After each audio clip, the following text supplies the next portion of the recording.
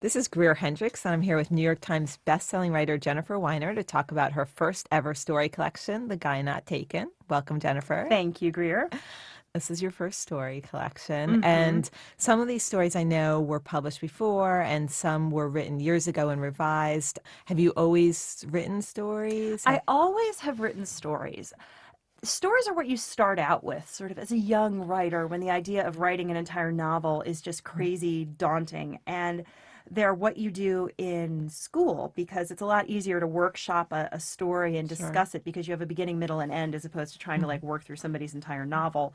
So I've been writing short stories since like high school and then in college and then all through the 90s when I was a young reporter and then a not so young reporter. I was always had some fiction going on Yeah. in the going on the Yes. side and was lucky enough to publish some Yeah. pieces in places like 17 and Redbook and had some amazing Mm. teachers too when I was in college. I got to study with Joyce Carol Oates, who's one of the life masters of the short story. So, yeah, I always liked them and I really enjoy reading them too. So, this was fun to try.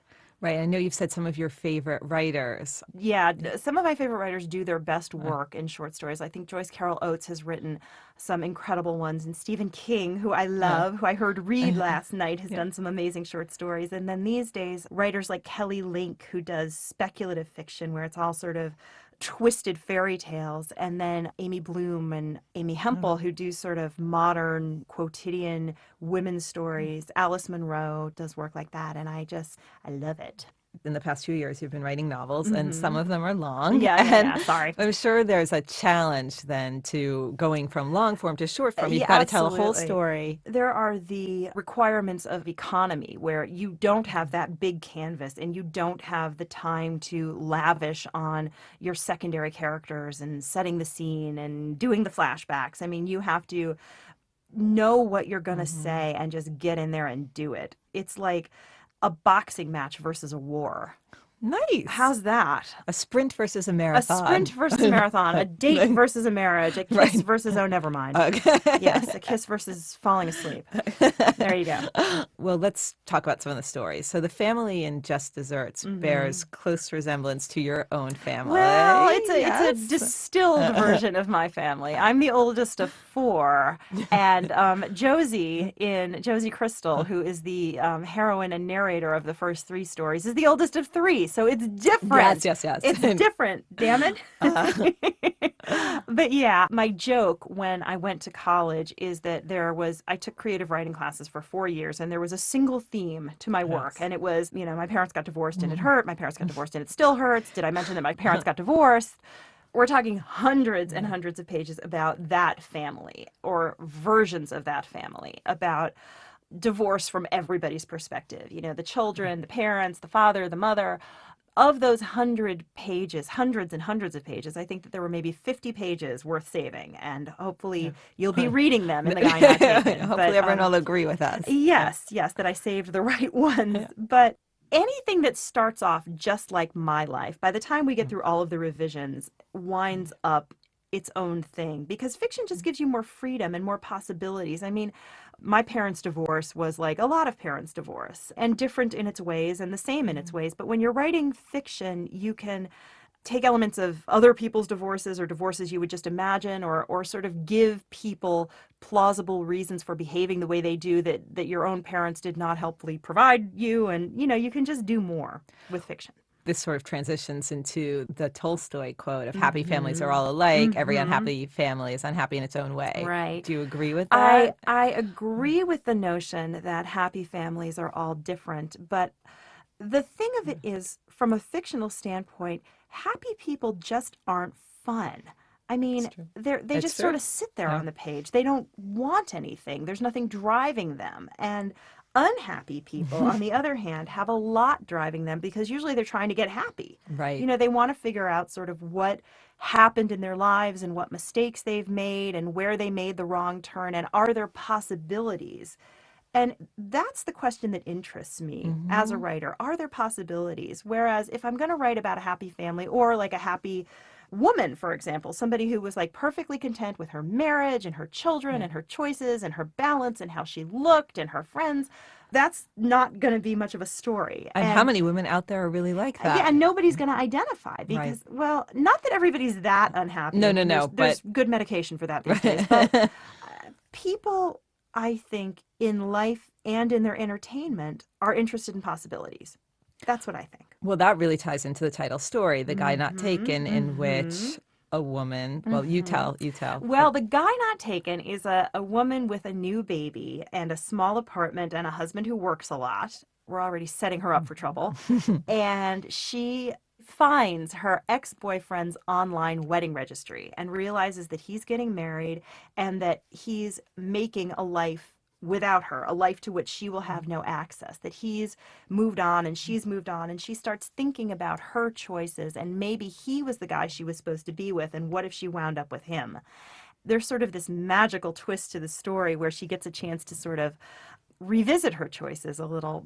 I remember in one of the reviews of the movie In Her Shoes, a critic sort of said, well, Jennifer Weiner is a masochist as a writer because she does these terrible things to her Uh-huh. characters and must enjoy seeing them suffer, I guess was the implication. And it's not so much that I want people to suffer, although there are some people, I will confess, I would not mind. But it's the idea of if you're in a moment of crisis or in a moment of doubt or in a place where you are questioning the things that define you, that interests me as a storyteller. And you've also said that oftentimes you'll take a character and think about what's the worst possible situation that could Mm-hmm. happen to that Mm-hmm. person in that particular Right. moment and But I explore usually that. wind up ending the books, bringing her somewhere better. The Hollywood ending. Mm-hmm. It's interesting because in Buyer's Market, you actually play with the idea of a Hollywood ending. You Right. say, if life were like a movie, Jess would have looked into Stephen Ostrovsky's eyes and fallen deeply and immediately in love. Mm-hmm. Do you think that readers expect these Hollywood type endings in your writing? And how do you work with these Right. I expectations? mean, that's a good question because there's a couple things at play. There's what my readers want, there's what I like as a reader Yeah. and a writer, and then there's the question of does that mean that everything I write has to end a certain way forever and ever? Amen. I think that when you're writing about the kind of people I'm writing about, who hopefully are these women who feel sort of funny and smart and relatable, like someone you know, like you or your friend or your sister, you want good things to happen to them. I mean, you don't necessarily want it to be, and then the farm burned, and then the crops died, and then the creek rose, and then the plague came, and then she got raped a couple times. Like that. There are writers who can do that. Yeah. I'm not one of them. Right. I don't know if it's maternal or sisterly Mm. toward my characters, but I want to give them good things. I mean, if a writer is God to her creations, which is an idea that Stephen King has a lot of fun with, I would like to be sort of a benevolent deity Mm-hmm. and give them the things that they want. I don't think that the things that they think they want and the things that I think they want are always the same. So I think that there would have been a certain satisfaction to Jess in Buyer's Market, who has Yes. made the mistake of getting rid of this fabulous apartment and then has to go back and find the key to the linen closet, would look at the guy who bought it and realize that they were soulmates. And like she says, that it would be a great story for the vows column in the Sunday Times, and there they'd be. But Jess had more of her journey to make, and she had to sort of be a single woman and learn the lessons that single women learn. Not that I think that everybody in the world needs to be paired off, and not that I think that that's the only possibility of happiness that exists for women, but I do think that there's kind of an elemental human drive to find someone to share your life Mm-hmm. with. And if it's a boyfriend or a husband, or if it's a family or a close circle of friends, I think that that's something sort of basic to all of us. And I think that in all of my books, I have all of my characters to end with that network of support, whether it's a husband or a sister or a best friend or a mother who sort of hasn't been there and then Yeah. comes back again. And that's what I want. And I don't know if that means that I give them all Hollywood endings or not. I think with Little Earthquakes in particular, I struggled a lot with one of the characters' marriage and where that Mm-hmm. was going. And I couldn't bear to pull the Yeah. plug on it. Even though maybe realistically this wasn't a marriage that was going to work, I just could not do it to her. And Goodnight Nobody, there you had a Hmm. very ambiguous ending. Yeah, although I think it was ambiguous romantically, but I Right. did sort of give You gave her a Kate, support I group. gave her her mother Yeah. back. Yeah. I thought that was nice of me. I thought so too. And Thank she always you. had Jamie, Janie. Janie. Yeah. She always had Janies, She'll so never lose Janie. no. No, So it's she had the true. support network.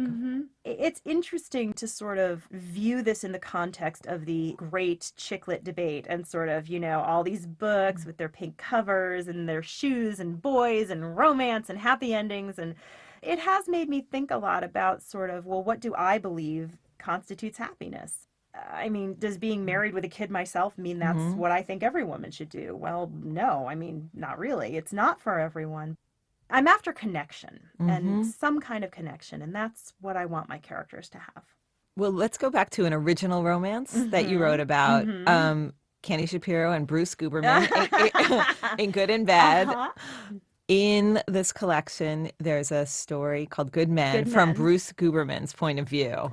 Uh-huh. What was that like writing from his perspective? Well, believe it or not, Good Men was written before Good in Bed was. And I always knew I wanted to write about those two characters, where Canny was sort of kind of like me, and Bruce was sort of kind of like a couple of different guys that I dated. And, you know, the question of who do you choose to spend your life with, and who are you going to be in that life, interested me a lot in my 20s, because Mm-hmm. I think that everyone's trying to answer that Yep. question. It's sort of, who am I going to be and who am I going to be with? And am I going to die alone? And, am I going to find the right job? And am I going to find the right city and find the right neighborhood and find the right place? And that story came first, which surprises a lot of people. Like, I actually had sort of Bruce in my head before Canny, but it's sort of the question, and it's one of two stories in this collection that take place basically on the eve of a wedding Mm-hmm. and deal with the issues of, if you're part of the generation where the parents had the 50% divorce rate, if your parents are divorced, or if you know a lot of people whose parents who were,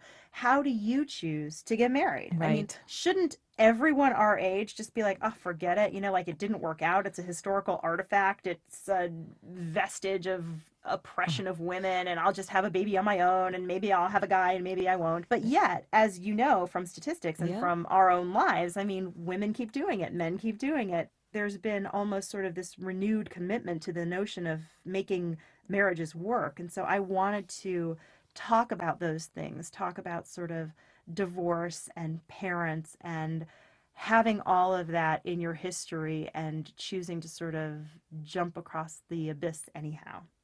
And the story is very funny. Yes, well, of course, stoners are funny to write about. They just are. They have this ongoing debate. It's the night of a bachelor party, and they're trying to convince various people throughout the course of the evening that Walt Disney was a pot smoker, because who else would name a I dwarf love this. Dopey?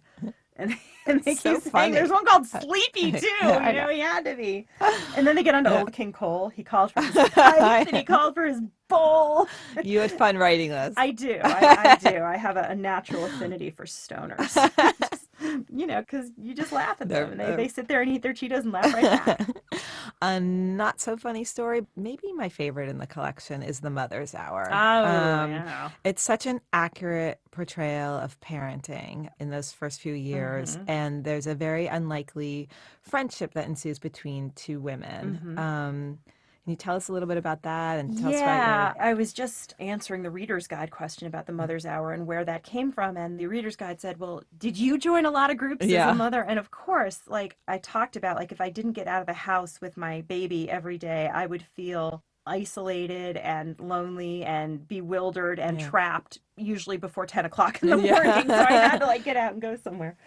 The deal with the moms that I knew, and my daughter's now 3, and I basically feel like I know every woman in Philadelphia who had a baby the same year that I did, because I've like met them all at like, playgrounds and playgroups and Yep. birthday parties and little gym and music Mm. class and art class and Mm. tumbling class and all the classes T-ball? and T-ball, of course. Uh-huh.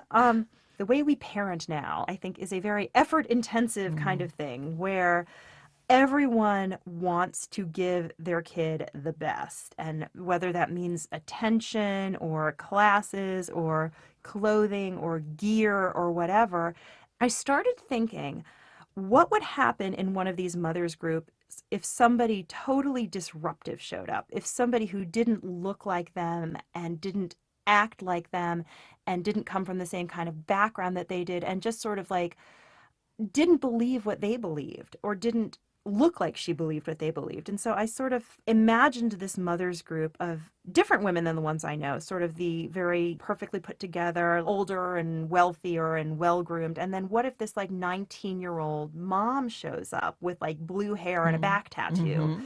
And how would they react? And what if it turns out that she's kind of the best mom Yeah. of all of them? Mm-hmm. And what would they do? And what they do in this story is a little bit like what Shirley Jackson's people in the lottery do. They sense the threat that this woman represents and get rid of her, kind of.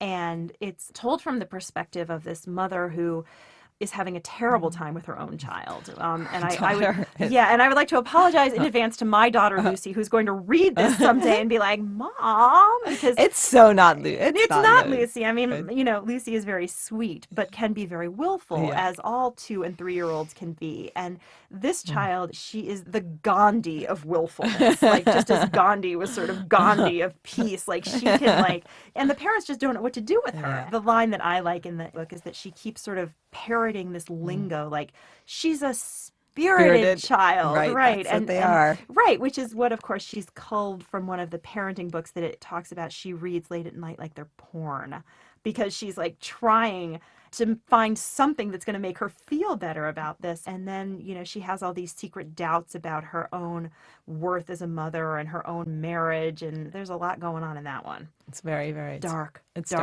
dark. It's dark. Yeah, it's It's dark. powerful. It's not a Hollywood ending. Mm-mm. No, no. An expensive piece of jewelry is involved. That's right. Switching topics. More often than not, your stories take place in Philadelphia or on the East Coast. And in this collection, Swim is set very vividly in Los Mm-hmm. Angeles. What's up with that departure? Well, my whole family lives there now. I live in Philadelphia, but I have 2 brothers and a sister-in-law and a niece in LA. So I spend time there. Swim takes place in a coffee shop on West Beverly. I was in LA for a while and I was trying to do some work. And so I did what I do in Philadelphia, which is take my laptop to a coffee shop. When you take your laptop to a coffee shop in Philadelphia, like, nobody bugs you. People just assume that you're like a grad student or Right. whatever, and you're just there. And I'm sitting in this coffee bean and tea leaf, and every time I look up, there are more and more writers with laptops at the tables. Like, first there's 2 or 3, and then there's like 8 or 9, and then there's 20 of them. And they're all like either writing by themselves or writing with partners. They're all talking about like plot arcs and through lines, or they've got the cell phone in the middle of the table and they're talking to somebody who's obviously an agent about like Uh-huh. deal points and percentages. And I'm just like, okay, this is like a Twilight Zone episode where like every Yeah. table is me, but they're all blonde with big hooters. Like every single one of them. It's like me, but better looking. Uh-huh. And then I had to leave. I've put in some time in Yeah. LA, and that's where Swim comes from, or that part of it is sort of. And Hmm. also, I wrote it out there. I was out there for a long weekend, and that's when I wrote the first draft of it. I'm really pleased with it. I hope people like it. I know short stories are a different kind of animal than a novel, and for a lot of people, it's like novels are nothing, like they want that immersion and that richness and the sort of the fullness that a novel brings. I think for you, what's different is people are really used to reading you in the short form in your Yes, blog on my because blog. they turn out to it. So I feel like they're familiar with that in your voice. I hope people will like this and will respond to the material. I am working on another novel, so stay tuned.